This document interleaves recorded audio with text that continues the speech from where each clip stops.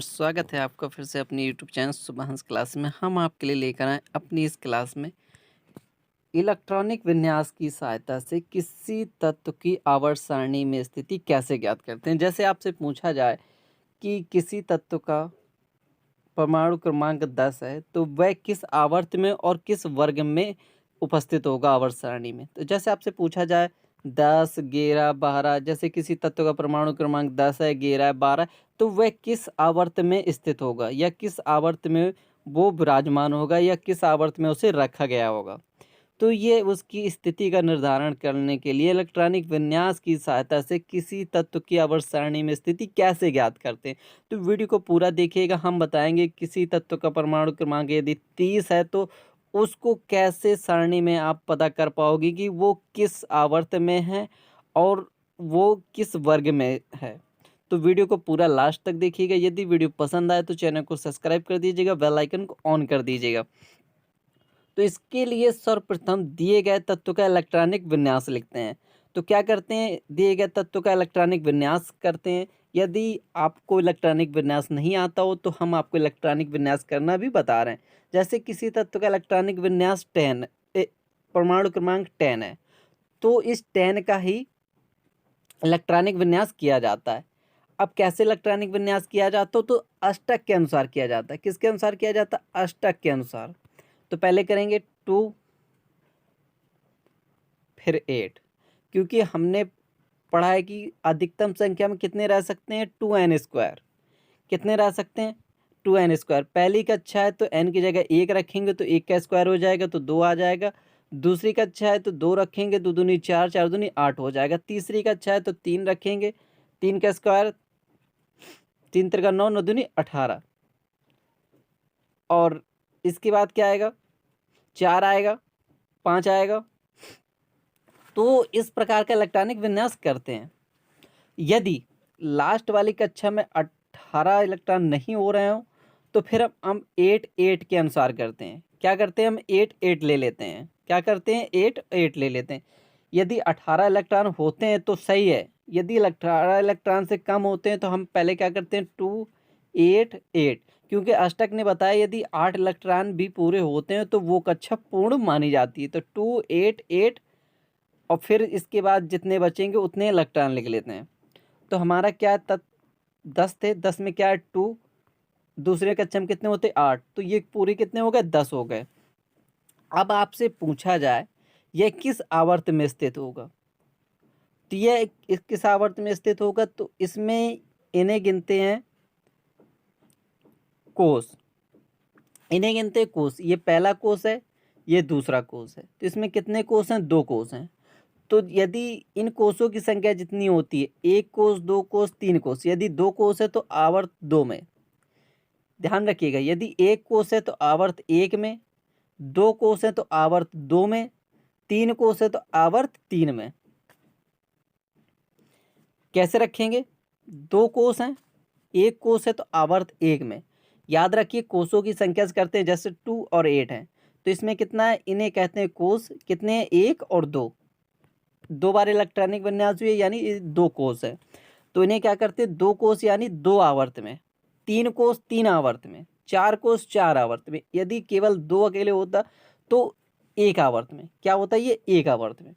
यदि 2 हैं तो ये क्या होगा? 2 आवर्त में। तो इतनी बात समझ में आई आपको कि ये कितने आवर्त में होगा? 2 आवर्त में।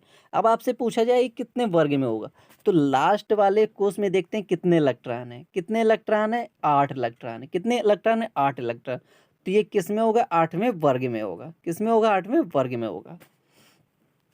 तो बस आपको ये याद रखना है, ये कितने इलेक्ट्रॉन है, ये कितने कोष हैं? 2 कोष हैं तो आवर्त 2 में। लास्ट वाले में कितने इलेक्ट्रॉन है? 8 इलेक्ट्रॉन है। तो कितने, जितने इलेक्ट्रॉन हो उतना ही वर्ग होता है। 8 इलेक्ट्रॉन है 8 वर्ग, 2 इलेक्ट्रॉन है दूसरे वर्ग में, 3 इलेक्ट्रॉन तीसरे वर्ग में, 4 इलेक्ट्रॉन चौथे वर्ग में। तो ये बस याद रखना है आपको। यदि समझ में आ रहा हो तो वीडियो को लाइक जरूर करना, चैनल को सब्सक्राइब कर लीजिएगा। तो देखते हैं, इसके लिए सर्वप्रथम दिए गए तत्व का इलेक्ट्रॉनिक विन्यास लिखते हैं। इलेक्ट्रॉनिक विन्यास में उपस्थित कोषों की संख्या तत्व की आवर्त संख्या को दर्शाता है। तो कोषों की संख्या तत्व की आवर्त संख्या को दर्शाता है। जैसे हमने आपको बताया 2 8 8 1 है। तो इसमें कितने कोष हैं? 1 2 3 4 कोष हैं। तो कितने कोष हैं? 4 कोष है। तो ये क्या होगा? आवर्त चौथे में, चौथे आवर्त में क्या होगा? चौथे आवर्त में। इसको क्या लिखेंगे? चौथे आवर्त में। और लास्ट में कितने इलेक्ट्रॉन है? 2 8 8 1। एक इलेक्ट्रॉन है लास्ट में, तो क्या हो जाएगा? वर्ग 1 में हो जाएगा। क्या हो जाएगा? वर्ग 1 में। यदि जहां समझ में ना आए तो कमेंट करके जरूर बताइएगा। इसके बाद यहाँ पर है इलेक्ट्रॉनिक विन्यास द्वारा प्रदर्शित संयोजी इलेक्ट्रॉनों की संख्या तत्व की वर्ग संख्या को दर्शाता है। तो इलेक्ट्रॉनिक विन्यास द्वारा प्रदर्शित संयोजी इलेक्ट्रॉनों की संख्या तत्व की वर्ग संख्या को दर्शाता है। जैसे 2 8 8 1 है, तो लास्ट वाला जो इलेक्ट्रॉन है उसके वर्ग की संख्या को दर्शाता है। तो उसका एक इलेक्ट्रॉन है तो वर्ग 1 में होगा। उदाहरण के लिए देख लेते हैं। उदाहरण के लिए परमाणु क्रमांक 19 वाले तत्व का इलेक्ट्रॉनिक विन्यास करते हैं। तो हमने आपको बताया कैसे इलेक्ट्रॉनिक विन्यास करते हैं। 2 8 और 18 के अनुसार करेंगे। 2 8 तीसरे में कितने होने चाहिए? 18। लेकिन हमारे बचते कितने हैं? 2 8 10 हो गए, बचे कितने? 9। लेकिन ये 18 के अनुसार तो बहुत कम है। फिर करते हैं अष्टक के अनुसार। पहले 2n² के अनुसार करते हैं, इसके बाद करते हैं यदि 18 नहीं होते तो फिर करते हैं अष्टक के अनुसार। कितने बचे?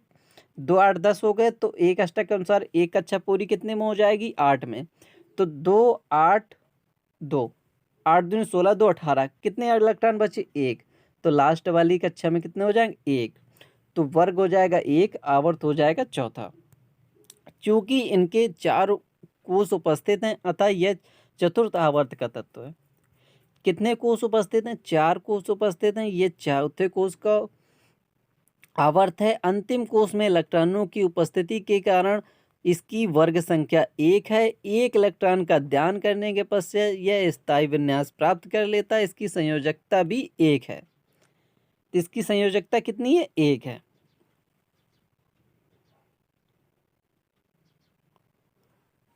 अब जैसे कोई दूसरा तत्व सोडियम ले लीजिए, 11 इलेक्ट्रॉनिक विन्यास, 11। तो 11 हो गया, क्या होगा? 2 8 1। तो इसका क्या हो जाएगा? तीसरे आवर्त में क्या हो जाएगा? 1 2 3। कोषों की संख्या क्या है? 3। तो क्या हो जाएगा? तीसरे आवर्त में। और लास्ट में कितना? 1 इलेक्ट्रॉन, तो वर्ग क्या हो जाएगा? 1। इसी प्रकार 12वें का देख लीजिए। 12वां 12 होंगे, तो 12 को हो जाएगा 2 8 2। तो क्या हो जाएगा? आवर्त 3, 1 2 3। उपकोष कोष कितने हैं? 3 है। तो आवर्त कितना हो जाएगा? 3 आवर्त। 3 आवर्त और लास्ट में कितने हैं? 2। तो ये क्या हो जाएगा? 2 इलेक्ट्रॉन है, तो क्या हो जाएगा? वर्ग 2 में हो जाएगा। तो वर्ग 2 में। यदि वीडियो पसंद आया हो तो चैनल को सब्सक्राइब कर दीजिएगा, बेल आइकन को ऑन कर दीजिएगा, जिससे हमारे अगले वीडियो की नोटिफिकेशन आपको सबसे पहले मिले। यदि आप इसका PDF पाना चाहते हो तो गूगल पर सर्च करिएगा www.subhansclasses.com। जैसे आप गूगल पर सर्च करेंगे www.subhansclasses.com, तो वहाँ से आपको मिल जाएगी हमारी गूगल वेबसाइट, जहाँ से आप इसका फुल PDF सोल्यूशन प्राप्त कर सकते हैं। यदि आपने अभी तक हमारे टेलीग्राम ग्रुप को नहीं ज्वाइन किया हो तो अपने टेलीग्राम पर सर्च करिएगा शुभांश क्लासेस। जैसे आप अपने टेलीग्राम पर सर्च करेंगे शुभांश क्लासेस, तो वहाँ से आपको मिल जाएगा हमारा टेलीग्राम ग्रुप, जहाँ से इसको आप ज्वाइन कर सकते हैं। यदि आपको पढ़ाई से संबंधित किसी भी टॉपिक्स पर कोई भी परेशानी हो रही हो तो कमेंट करके ज़रूर बताइएगा। यदि आप किसी प्रकार का लेटर एप्लीकेशन लिखवाना चाहते हो तो कमेंट करके ज़रूर बताइए। मिलते हैं नेक्स्ट वीडियो में, तब तक के लिए बाय बाय।